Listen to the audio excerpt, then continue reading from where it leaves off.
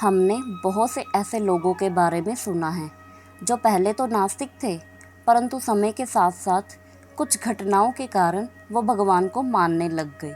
आज की वीडियो में हम एक ऐसे इंसान के बारे में जानेंगे, तो चलिए शुरू करते हैं। एक बार एक गांव में एक महात्मा कुछ दिन के लिए ठहरने आए। वह प्रतिदिन शाम को वहां पर राम कथा सुनाया करते थे।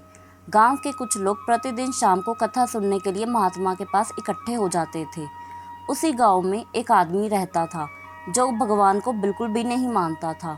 एक दिन शाम को सभी गांव वाले महात्मा के पास राम कथा सुनने के लिए जा रहे थे, तो उस आदमी ने सोचा कि क्यों ना आज मैं भी इन सबके साथ जाऊं और भला देखूं तो सही कि महात्मा ऐसा इनको क्या सुनाते हैं जिससे यह सब प्रतिदिन उनकी तरफ खींचे चले जाते हैं। यह सोचकर वह भी सभी गाँव वालों के साथ कथा सुनने चला गया।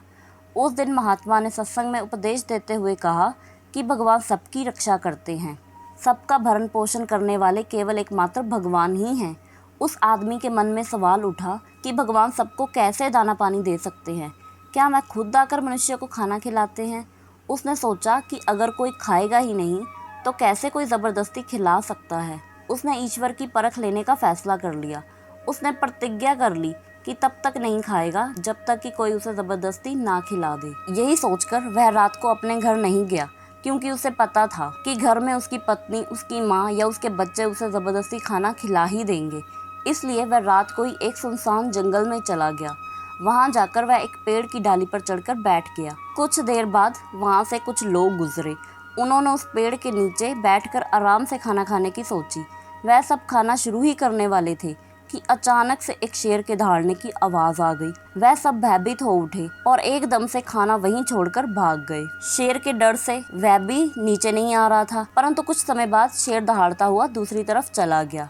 वह ऊपर बैठा नीचे पड़े भोजन को देख रहा था, परंतु प्रतिज्ञा के कारण खा नहीं सकता था। रात भी काफी हो गई थी। फिर कुछ देर बाद वहाँ से कुछ चोर गुजरे। वह सब वहाँ पर पड़े भोजन को देखकर चहक उठे। वह खाना शुरू ही करने वाले थे कि उनमें से एक ने कहा कि इस सुनसान जंगल में भोजन कहाँ से आ सकता है, कहीं यह हम चोरों को पकड़ने की कोई साजिश तो नहीं कर रहा। उन्होंने अपने आसपास देखा कि कहीं कोई छिपा ना हो और इसमें विष ना मिला रखा हो, परंतु आसपास उन्हें कोई नहीं दिखा। फिर उन्होंने अपनी नजर ऊपर की ओर दौड़ाई। वहाँ पर उन्हें वह आदमी बैठा दिख गया। उन्होंने उसे नीचे उतारा।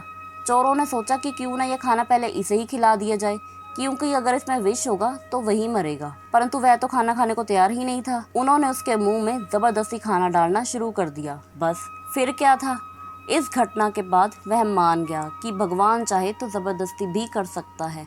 महात्मा को उपदेश सत्य हो गया।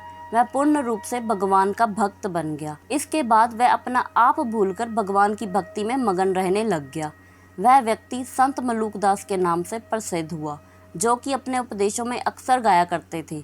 अजगर करे न चाकरी, पंछी करे न काम, दास मलूका कह गए सबके दाता राम। अर्थात अजगर जैसे आलसी जानवर को कोई नौकरी नहीं करनी होती, ना ही पक्षी को कोई काम करना होता है। ईश्वर ही सबका पालनहार होता है। ऐसी और मज़ेदार वीडियोस के लिए वीडियोस को लाइक और चैनल को सब्सक्राइब करना बिल्कुल ना भूलें।